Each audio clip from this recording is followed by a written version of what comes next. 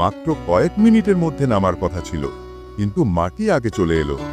25শে ফেব্রুয়ারি 2009 তুর্কি airlines flight 1951 অ্যামস্টারডামের দিকে নামছে।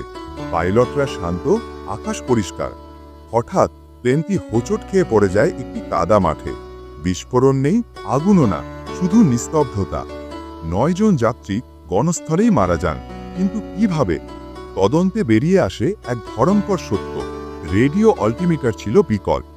এটি ভুল তথ্য দেয়, বলে দেয় প্লেনটি ইতিমধ্যেই মাটিতে নেমে গেছে। ফলে অটো থ্রটল ইঞ্জিনের পাওয়ার কমিয়ে দেয়। মাঝ আকাশে প্লেনটি অতিরিক্ত ধীরে চলে আসে এবং পড়ে যায়।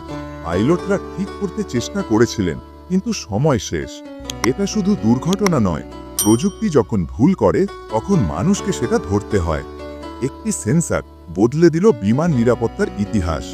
এটাই এয়ার ক্র্যাশ বাংলা, যেখানে প্রতিটি সেকেন্ডে লুকানো থাকে ইতিহাস।